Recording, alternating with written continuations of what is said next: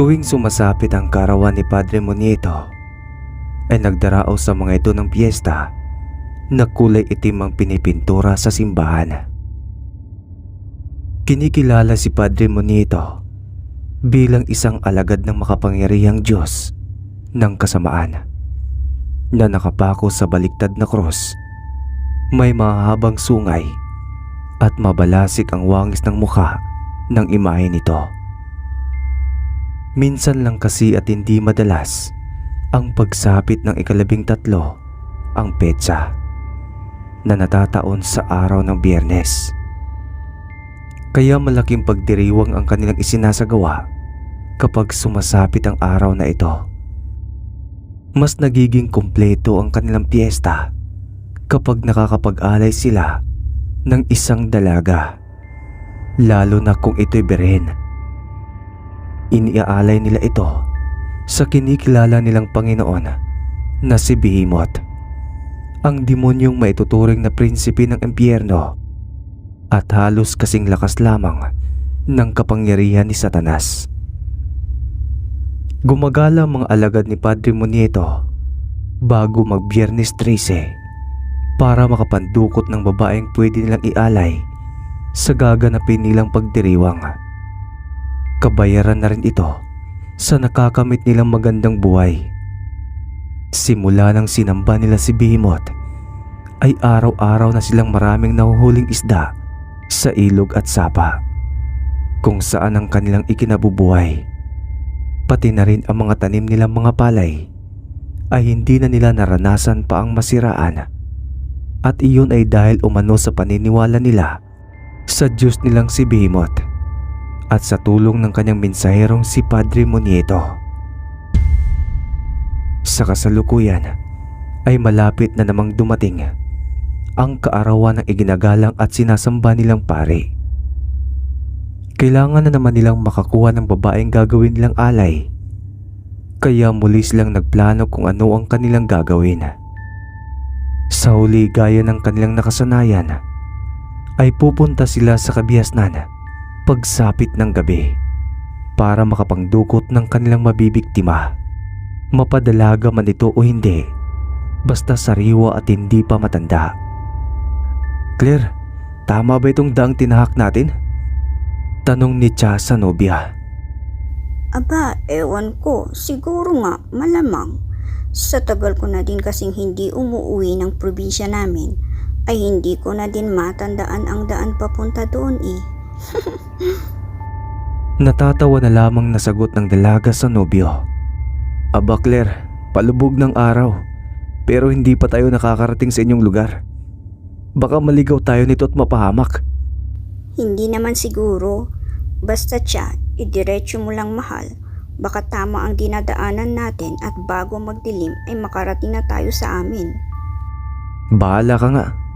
Basta ako, sumusunod lang ako sa direksyong itinuturo mo ha. At kapag naligaw tayo, huwag mo akong sisisihin. Oo na, sige na nga mahal. Paandarin mo na ulit ang motorsiklo mo. Malaki ang kutob kung tama ang daang tinatahak natin. Okay.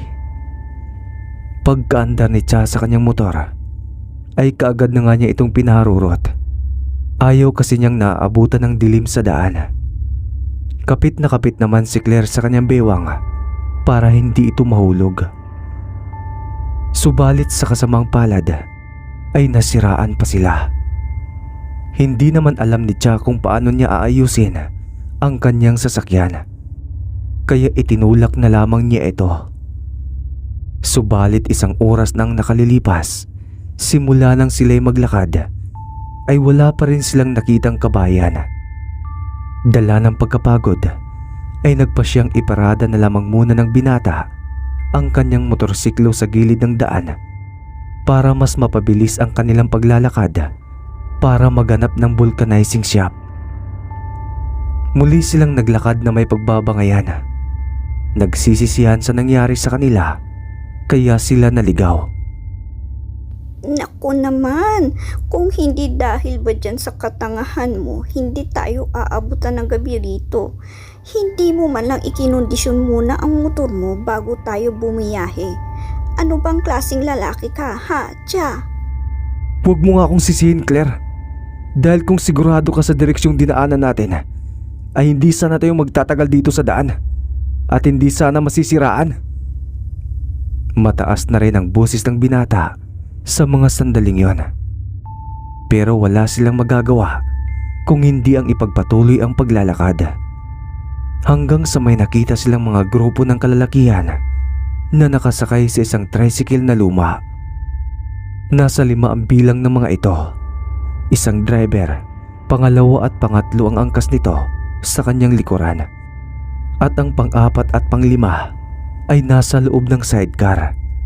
Bumaba ang isa sa mga nasa sidecar nang huminto ang mga ito sa tabi ng magkasintahan.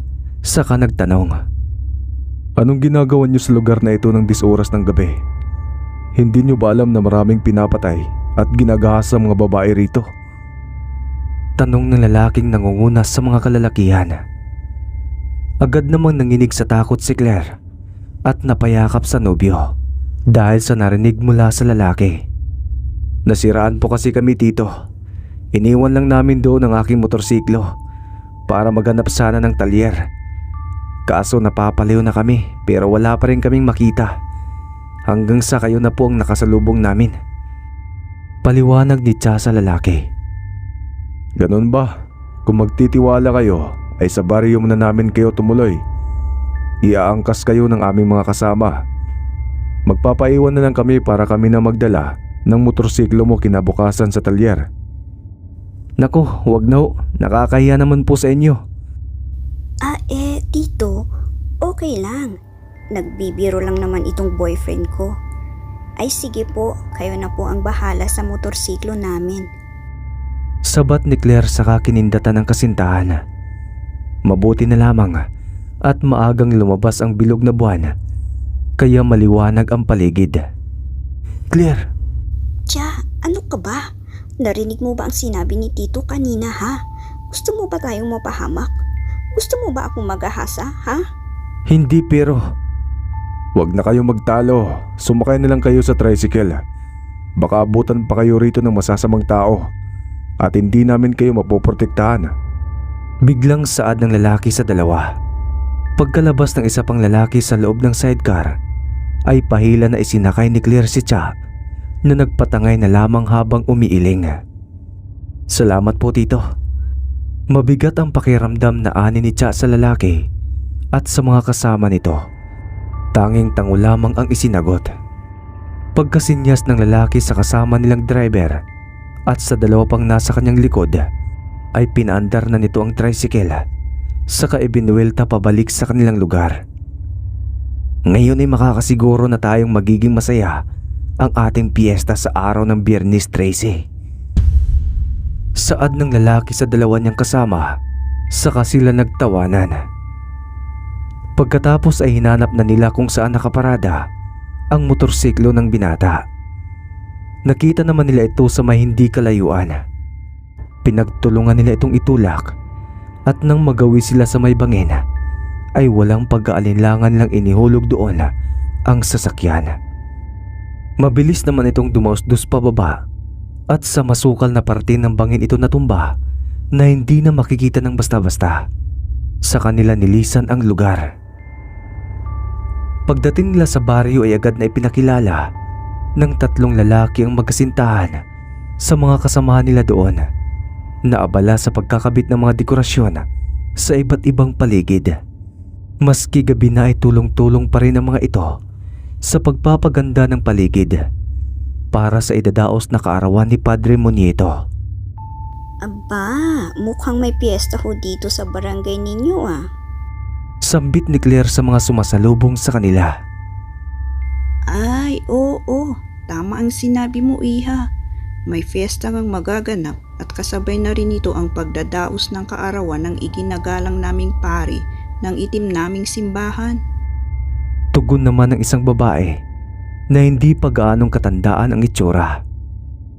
Tila kakaiba naman po yata ang kulay ng inyong simbahan, Manang. Bakit naman po kulay itim?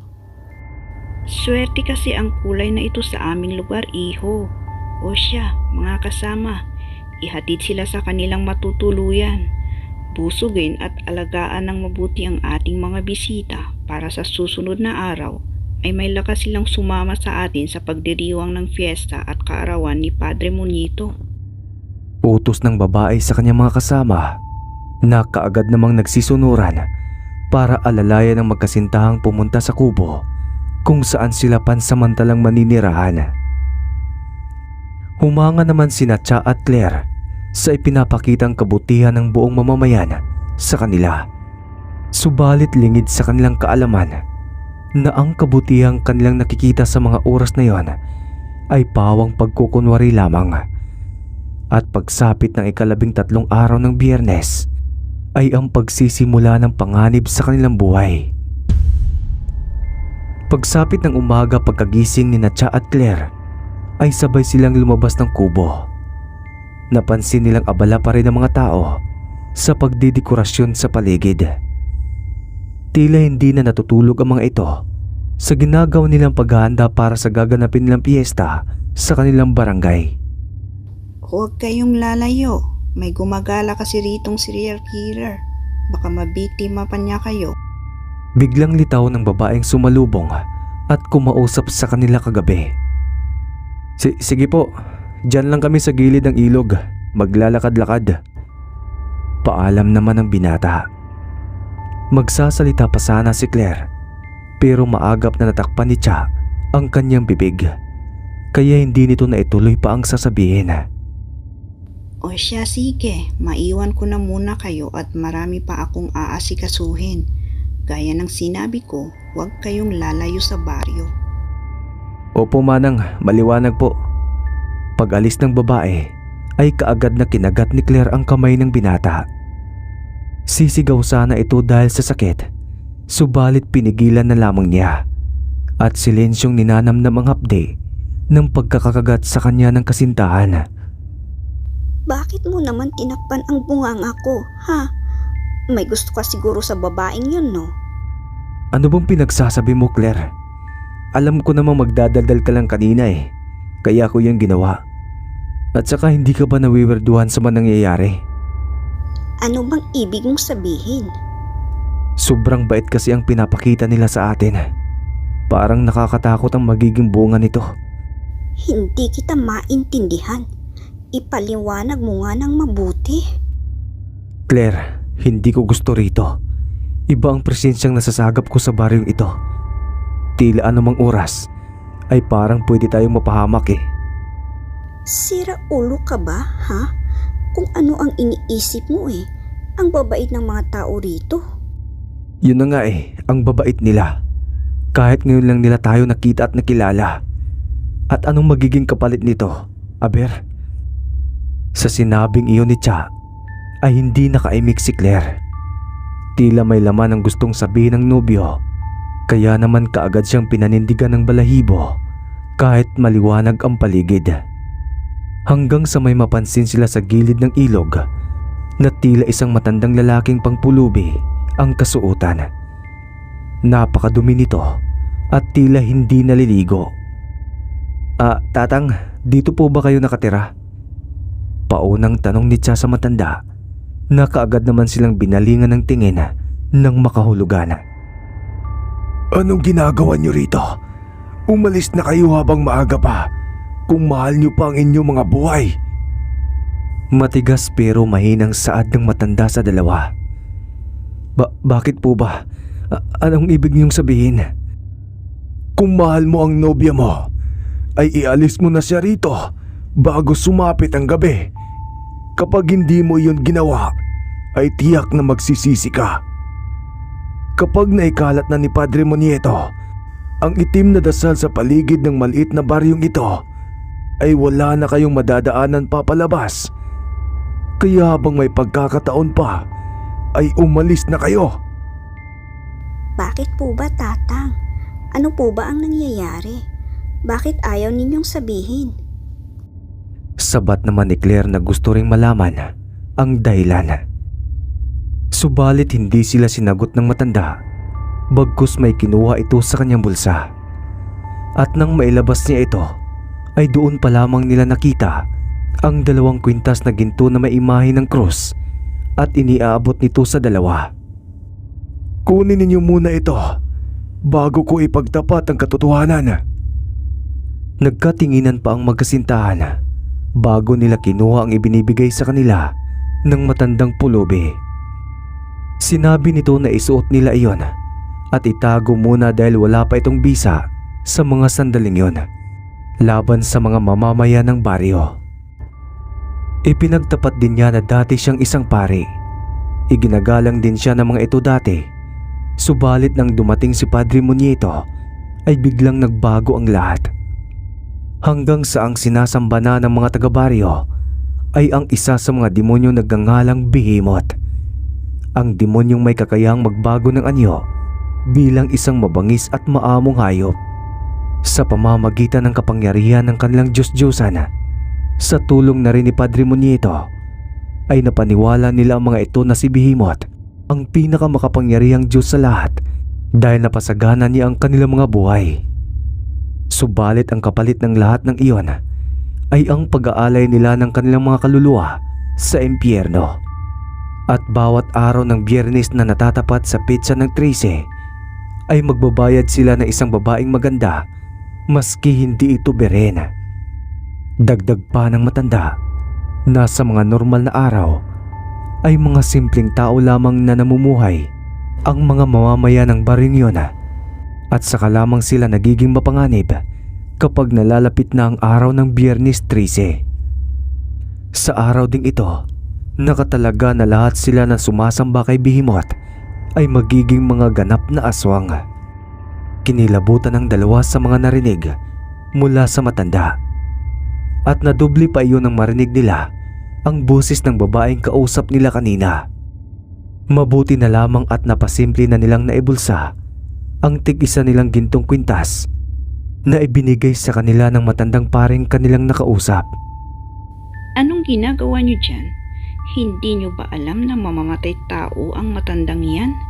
Hindi iyan umaalis sa lugar na iyan dahil dyan niya pinatay ang kanyang pamilya. Magsisi man siya ay huli na kasi nagawa na niya ang karumal-dumal na krimen kaya halina kayo. Sa susunod ay huwag na kayong lumapit dyan, ha? Opo, Manang. Opo, Manang. Sagot ng magkasintahan na nagkatinginan sa isa't isa. Pinukulan pa nila ng tingin ng matandang pare na nakangiti sa kanila. Kaya naman tinugunan din nila iyon ng magandang pagngiti. Alam ng matanda na sa pagngiting iyon ng dalawa, lalong-lalo na ang binata, ay tila may binabalak silang dalawa. Kaya naman kailangan din niya maganda ng kanyang mga kakailanganin para matulungan ang magkasintahan kung ano man ang nais nilang mangyari. Nang nasa kubo na sila, ay siniguro muna ni Cha na walang tao sa paligid para walang makarinig sa kanilang usapan. Inumpisahan ni Cha ang kanyang pagsasalaysay sa kanyang plano. Sinabi nito na hindi sila aalis at kailangan ang tapusin ang lumalaganap na kasamaan ng demonyong si Behemoth at ang tagasunod nitong si Padre Muñeto. Kailangan ng magising ang taong bayan na ginagamit lang sila ng sinasamba nilang Diyos-Diyosan para makapambiktima ng mga kaluluwang inosente at maagaw ang mga ito sa tunay na Diyos. Sa una ay tumutol si Claire sa binabalak ng kanyang nobyo, pero sa huli ay wala rin siyang nagawa kung hindi ang pumayag.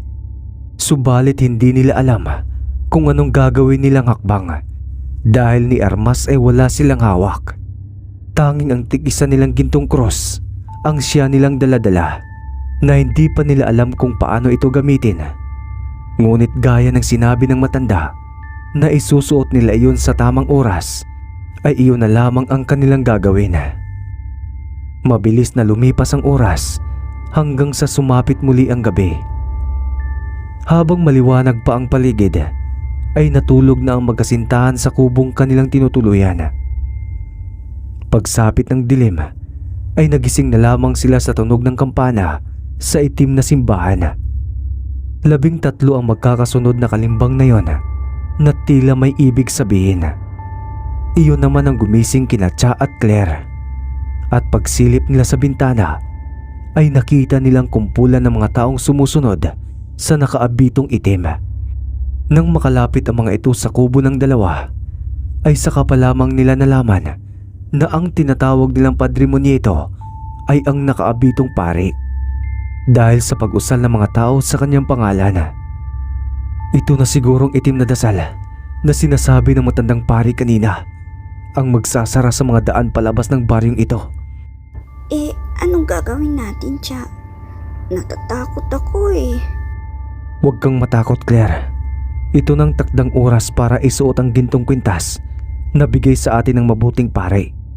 Ito rin ang tiyak na magliligtas sa atin sa tiyak na kapahamakan.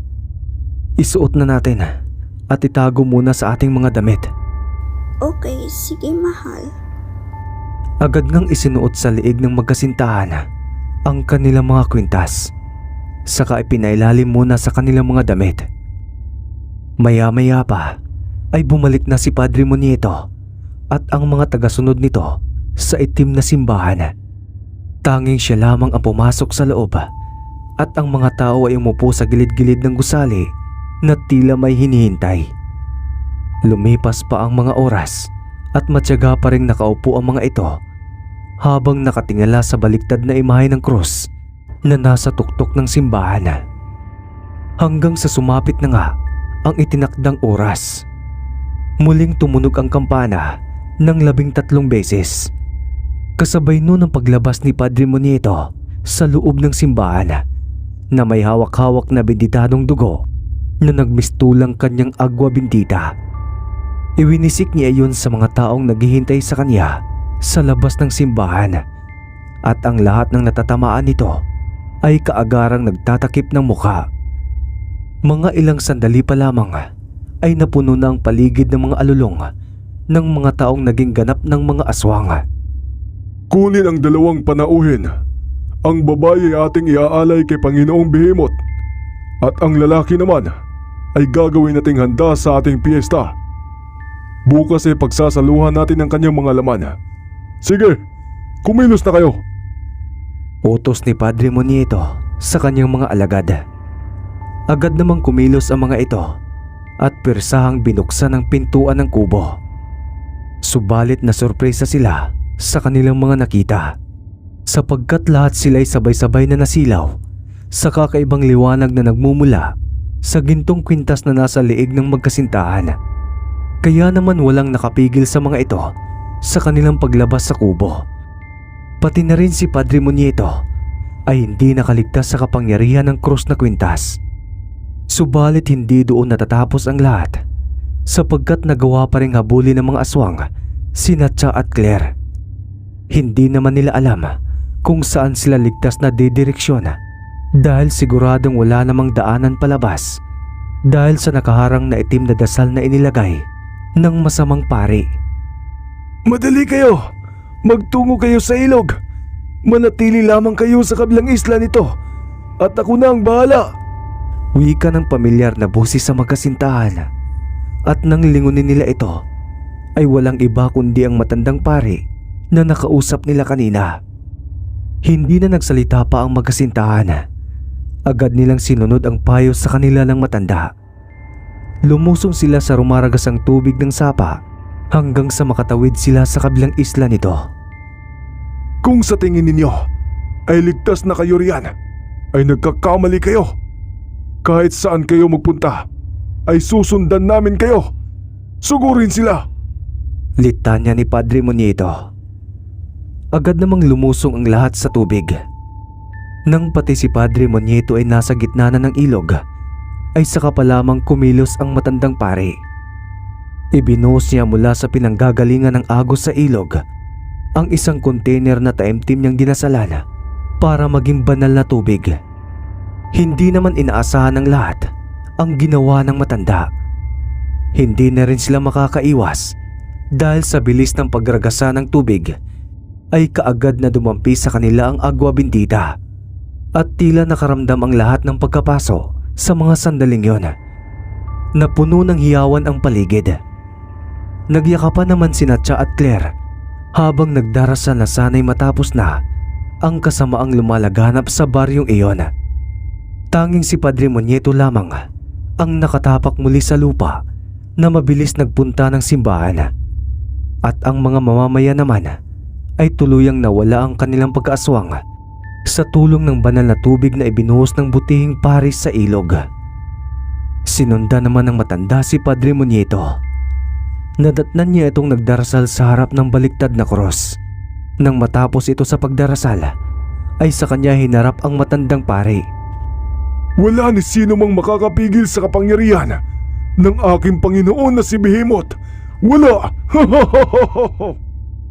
Sigaw nito sa kahumahalakhak, kasabay ng pagbukas ng tila nicho na nasa paanan ng baliktad na krus na may imahe ng isang demonyo. Mula roon ay lumabas ang isang nakakatakot na nilalang hanggang sa unti-unti itong naging isang malaking sawa. Si Behemoth ang tanging demonyo na may kakayahang magpalit ng anyo bilang isang hayop.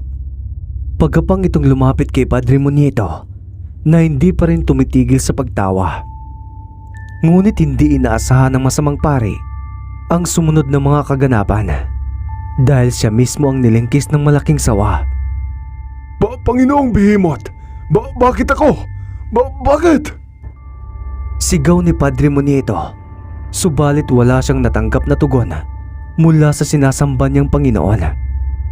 Mga ilang sandali pa lamang ay unti-unti nang nawawala ng hininga ang masamang pare hanggang sa tuluyan na itong malagutan ng hininga.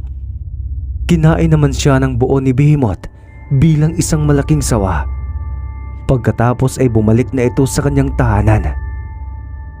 Kinain ka rin ng sarili mong kasamaan. Ngayon ay magbabalik na sa maayos ang baryong ito. Wika ng matandang pari habang nakangiti. Sa tulong ni Natcha at Claire ay kinumbinsi ng matandang pari ang mga mamamayan na magbalik loob sa tunay na Diyos. Sa una ay nahihirapan sila, pero dahil sa matyaga nilang pagpapaalala at palagi ang pagdadaos ng mesa ay unti-unting nagbabalik ang lahat sa normal na pamumuhay. Mas doble pa ang saganang natamasa ng mga mamamayan ng baryong iyon magmula nang yumakap muli sila sa liwanag. Nang makasigurado ang magkasintahan na nasa maayos na ang lahat at naibalik na rin ang simbahan sa puting pintura nito, na isaayos na ang imahe ng krus at napalitan na rin ang imahe ni Hesukristo, ay nagpaalam na silang uuwi na. Hindi naman tumutol ang matandang pare na malinis na uli ang sutanang suot. Ipinahatid pa niya ang mga ito mula sa labasan. Salamat sa inyong tulong. Paalam, Claire at Cha. Nakangiting saad ng pare habang naglalakad palayo ang magkasintahan. Minsan ang naging masama ang petsa 13 ng araw ng Biyernes sa mga mamamayan ng baryong iyon. Pero sa huli ay naging swerte rin ito sa kanila dahil ang mismong araw na iyon ay ang nagmulat sa kanila na mas makapangyarihan pa rin ang yumakap sa Panginoon ng liwanag kaysa sa kadiliman. Simula noon ay araw-araw na ang pagmimisa ng matandang pari at sa araw-araw na paglaganap ng mga salita ng Diyos ay siya namang mas lalong pag-unlad ng kanilang pamumuhay. Nakapagtapos din ang pag-aaral si Natcha at Claire, at kapag may libreng araw sila ay hindi nila nakakaligtaan pumasyal sa baryong minsan na nilang isinugal ang kanilang mga buhay.